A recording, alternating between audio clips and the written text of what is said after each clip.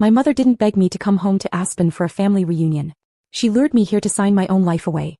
I'm Jasmine, I'm 30 and I hunt financial criminals for a living. Yet I was stupid enough to walk into this house. The blizzard outside was howling, but the silence in the living room was deadlier. I shook the snow off my coat holding a bottle of vintage wine, hoping for a hug. Instead my father Marcus locked the front door behind me and pocketed the key. My mother Eleanor didn't say hello. She just slid a thick legal document across the mahogany table. "Sign it," she said, her voice shaking with fake concern. "It's a voluntary conservatorship. Admit you're mentally unstable, give us control of your assets, and we won't let the loan sharks kill your brother." My brother Caleb sat in the corner, cleaning his fingernails with a hunting knife, smiling. They thought they had trapped a helpless daughter. They forgot they were locking themselves in with a forensic auditor who had already bought their debt. Have you ever realized your family wasn't your safety net, but your predator? Tell me in the comments. I didn't scream. I didn't beg. I looked at the 3 pages that were supposed to end my freedom, and I felt a bubble of laughter rise up in my throat. It was a cold, sharp sound that bounced off the high ceilings of the living room. My mother, Eleanor, flinched like I had slapped her. She had expected tears. She had expected the terrified daughter who used to hide in her room while my father raged. She wasn't prepared for the woman who had spent the last decade tearing apart corporate fraud schemes. I walked over to the fireplace where the logs were crackling against the winter chill. "A voluntary conservatorship," I said, my voice steady. "Because I'm emotionally volatile." "That's a nice touch, Mom." I held the document over the flames. The paper curled, blackened, and then caught fire. I dropped it onto the logs and watched my name burn. "You think this is a game?" Marcus barked, stepping forward. He looked older than I remembered, his face puffy from cheap whiskey and expensive stress. "You sign those papers or you don't leave this house. We are trying to save this family." "No," I corrected him. "You're trying to save yourself from the people Caleb owes money to." I walked back to the table, opened my waterproof briefcase and pulled out a single crisp blue folder. I didn't slide it across the table, I slammed it down. The sound cracked like a gunshot. "You forgot what I do for a living, Dad. I don't just audit tax returns. I trace distressed assets. When Caleb's bookie sold his $1.2 million debt to a shell company in the Cayman Islands last week, my system flagged it. I knew you were desperate. I knew you would try to leverage this house to pay it off." Caleb stopped cleaning his nails. The smirk slid off his face. "What are you talking about?" "I'm talking about the fact that the shell company didn't want the debt," I said, locking eyes with him. "So they sold it. To me." I opened the folder to reveal the promissory note, notarized and stamped. "I bought the note yesterday morning. I own Caleb's debt. And since you, Marcus, put this house up as collateral for his business loans 3 years ago, I own the lien on this property." The silence in the room was absolute. It wasn't the silence of peace. It was the silence of a predator realizing it just stepped into a trap. "I am not your daughter right now," I said, letting the words hang in the freezing air. "I am your primary creditor. And according to my records, you have missed 3 consecutive payments. As of this morning, I have exercised my right to accelerate the loan." I pulled out the notice of default and tossed it onto the mahogany table. It landed right where the conservatorship papers had been. "You are in default. I am foreclosing on my collateral. You have exactly 60 minutes to pack your personal effects and vacate the premises." I checked my watch. "If you are not out by the time the snow stops, I will have you removed as trespassers. The clock starts now." My mother looked at my father, her eyes wide and terrified. "Marcus," she whispered. "Do something. She can't do this." But I was already sitting down, crossing my legs and watching them panic. They wanted a crazy daughter? Fine. I would show them exactly how crazy I could get when I held the deed to their survival. Marcus didn't yell. He didn't start packing. Instead, he walked over to the wet bar, poured himself 3 fingers of scotch and took a slow, deliberate sip. The panic I expected to see in his eyes was gone, replaced by a cold, glittering amusement that made the hair on my arms stand up. "You always were smart, Jasmine," he said, turning to face me. "But you've been living in London too long. You forgot how things work out here in the West." He pulled his phone from his pocket and tapped the screen a few times before sliding it across the table toward me. It was a PDF of the Colorado Revised Statutes. Specifically, the section on tenant rights and eviction procedures.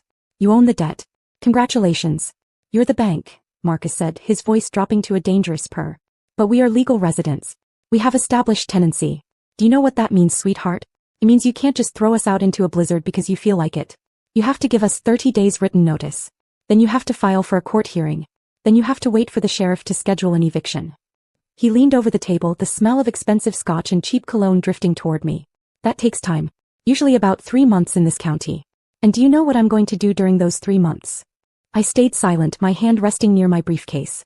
"I am going to strip this house to the studs," he whispered. "I'm going to rip out the copper wiring.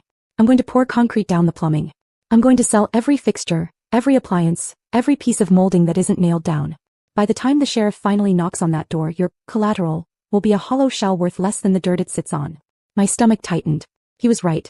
Possession was the only law that mattered right now, and he had it. I had the financial leverage, but he had the physical ground. I had underestimated just how much my father enjoyed burning things down if he couldn't control them. So here is the new deal, Marcus said, straightening up. You're going to sit back down. You are going to sign those conservatorship papers. You are going to transfer the deed back to me to manage your assets. And if you do that, maybe I won't ruin you.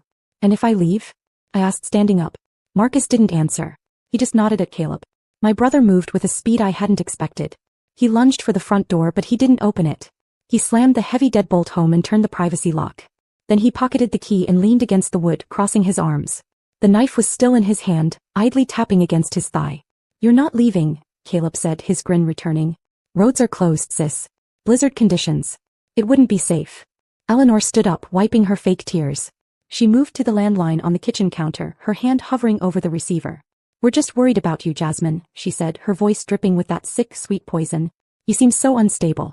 If you tried to run out into this storm, we might have to call for help. We might have to tell them you're a danger to yourself. I looked from the locked door to the burning fireplace. The trap had snapped shut. They weren't just trying to steal my money anymore. They were holding me hostage in the house I paid for. They thought they had checkmated me with property law and brute force. But Marcus had made one critical mistake. He assumed I was playing by the rules of a landlord. He forgot that I didn't come here to be a landlord. I came here to be an auditor. And auditors always check the fine print. I stood there, surrounded by the smell of wood smoke and expensive scotch, and I looked at them. Really looked at them. For years I had seen my family through a lens of guilt. I thought they were just bad with money. I thought they were just unlucky. But staring at Caleb guarding the door like a prison warden, the lens cracked. They weren't unlucky. They were cannibals. I looked at my mother's hands, clutching the landline. Those same manicured hands had forged my signature on a $50,000 business loan when I was 22. I found out when I tried to rent my first apartment and got rejected for a credit score that looked like a temperature reading. I spent 3 years eating instant noodles and working double shifts to pay off a luxury sedan I never drove, while they told me I was being selfish for complaining. They broke my financial spine before I even learned to walk. But they didn't know that while I was paying off their fraud, I was learning how to detect it. They created a forensic auditor to fix their messes, and now they were surprised that I was auditing them. 1.2 million, I said softly. Caleb laughed, spinning the knife on his palm. Yeah. Big number, right? Dad said you could afford it. Said you were making bank in London. It wasn't just a number. That money was my life. It was the retirement I hadn't saved for. It was the house I hadn't bought. It was 10 years of missed holidays and overtime shifts, condensed into a gambling debt for a brother who had never worked a real job in his life. They were willing to lock me in this house and gaslight me into an asylum just to keep the cash flow running. This wasn't a family dispute anymore. It was a hostage situation. And in a hostage situation, you don't negotiate with the terrorists. You find the structural weakness in the building and you bring the roof down. My eyes drifted past Marcus's smug face to the wall behind him. He loved his trophies. There were mounted antlers, photos of him shaking hands with local politicians, and right in the center, framed in gold, was his pride and joy, the business license.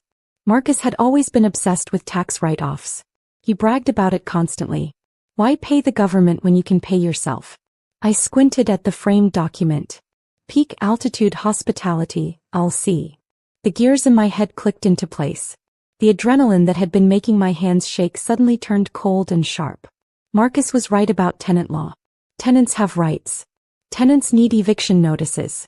Tenants are protected. But businesses? Businesses are different. And employees caught stealing from the company don't get 30 days notice. They get escorted out by security. Marcus thought he was shielding himself with property law. But he had been so greedy, so desperate to save $15,000 a year in property taxes, that he had inadvertently built a trap door right under his own feet. I looked back at my father. He was pouring another drink, confident that he had won, confident that the blizzard and the deadbolt gave him total control. He didn't see the predator in the room anymore. He just saw his daughter. You're right, Dad, I said, my voice dropping an octave, stripping away the fear. Tenant law is very specific. I walked back to my chair and sat down. I opened my laptop. But you forgot one thing, I murmured as I logged into the county database. Greed always leaves a paper trail. Marcus frowned, the glass halting halfway to his mouth. What are you doing? I'm checking your employment status, I said. And I hit enter. Marcus watched me type, a smug satisfaction settling over his features. He thought I was transferring the deed back to him. He thought he had bullied me into submission with a deadbolt and a PDF file. He took a sip of his scotch, the ice clinking against the glass like a victory bell. Smart girl, he said, his voice thick with condescension. I knew you'd see reason. Family helps family, right? Just put the confirmation number on the table when you're done. I'm not on my banking app, Dad, I said, not looking up from the screen. I'm on the Pitkin County Assessor's portal. Marcus froze. Why? Because I wanted to double-check that statute you showed me. Colorado Tenant Law 134107. You were absolutely right. A primary resident in a residential home requires a 30-day notice for eviction. It's ironclad. I turned the laptop around so the screen faced him. The glow illuminated the sudden pallor of his skin. But this isn't a residential home, is it? I pointed to the filing status at the top of the page. Commercial property. Classification. Short-term corporate rental. I stood up, walking around the table until I was standing right next to him. I could smell the fear radiating off him now, sharper than the whiskey. You were always so proud of your tax hacks, Marcus. You bragged about saving $15,000 a year in property taxes by registering this place as a business. You told the IRS this wasn't your home, it was a hotel. Peak Altitude Hospitality, LC. That's the legal owner of this building. Caleb stepped away from the door, the knife lowering slightly. Dad? What is she talking about? I'm talking about your employment status, I said, scrolling down to the payroll declaration. To claim the maximum deduction, you didn't list yourselves as tenants. You listed yourselves as on-site maintenance staff. At-will employees. Living on the premises as a condition of employment. Marcus slammed his glass down. It's just paperwork. It doesn't mean anything. In a court of law, paperwork is everything, I snapped. And here is the beautiful part about Colorado labor law. When an employee living on company property is terminated for cause, say for theft, embezzlement, or hostile behavior, their right of occupancy ends immediately. Not in 30 days. Not in 24 hours. The moment the employment contract is severed, they become trespassers.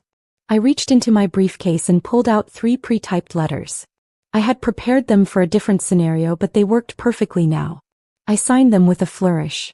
You tried to hide behind tenant rights, but you were too greedy to pay the premium for them, I said, sliding the papers across the table.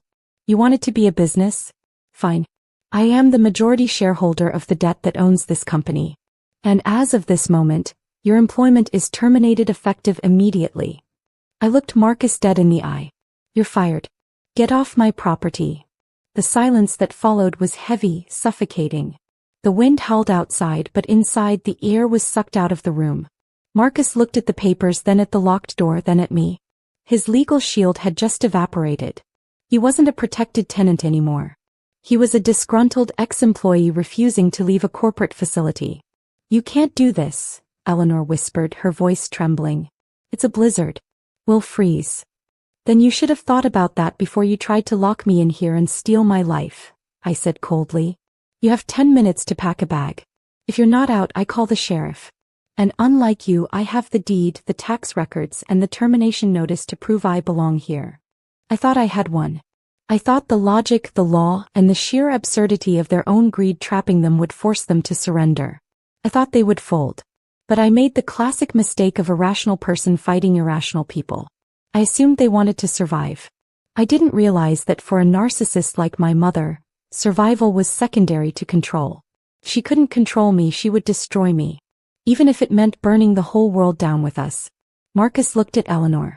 He didn't say a word. He just gave a barely perceptible nod. And the room shifted from a legal battlefield to a kill box. Marcus didn't lunge across the table. He didn't try to tear up the termination letters.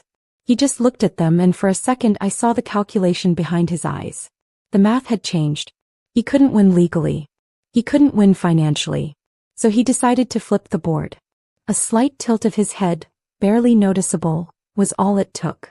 After 40 years of toxic codependency, Eleanor understood the signal perfectly. Destroy everything. She stopped crying instantly.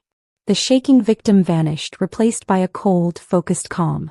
She grabbed the landline she had been guarding, her thumb poised over the keypad. You think you can fire us? She whispered, her voice suddenly flat. You think you can take my house? I gave you life. I can take it back. She dialed. 3 digits. I stood, realizing too late that contracts meant nothing now. Mom put the phone down. She didn't look at me, she looked through me, and then she screamed. Not fear. Performance. 911. Help. My daughter has a gun. He's shooting. She's going to kill us. She tore at her hair, knocked over a vase to stage a struggle. She's psychotic. Off her meds. Send everyone. My blood went cold. I don't have a gun. She slammed the phone down, eyes glittering with triumph. Let's see your tax loopholes, explain an active shooter. This was an extinction burst. The moment a narcissist, stripped of control, chooses annihilation over irrelevance. If she couldn't own me, she would rather see me destroyed. Blue and red lights flooded the snow outside. Aspen police response time for the wealthy was fast. A bullhorn boomed. Pitkin County Sheriff's Office. Jasmine Sterling, come out with your hands visible. Caleb laughed. You're done. Either cuffs or a body bag. The paperwork on the table meant nothing. Truth doesn't stop bullets. They thought it was checkmate, until Marcus's paranoia betrayed him. 6 months earlier he'd installed a full interior surveillance system. He forgot one thing. I had set the Wi-Fi password. I raised my hands, then tapped my smartwatch. Dispatch, I said calmly. This is Jasmine Sterling. Federal contractor. Hostage status. I am broadcasting a secure live feed from the home's interior cameras. Access code Alpha 9 Victor. Marcus froze. Outside the tone changed. Hold fire. We have eyes inside. Suspect is unarmed. Hostiles are the male subjects. The door exploded inward. Officers stormed the house, not toward me but toward them. Marcus and Caleb were taken down. Eleanor's landline slipped from her hands. The sheriff played back the footage. Eleanor screaming about guns while alone, casually staging the scene. False reporting an active shooter is a Class 4 felony, he said. Cuff her. As they dragged her out, she screamed my name. I already told them the truth, I said quietly. You just didn't think anyone was watching. An hour later, the house was silent. I ordered it sold. The money went into an irrevocable trust for Caleb's abandoned children, cutting the toxic line completely. Standing in the cold, I understood something simple and final. Family isn't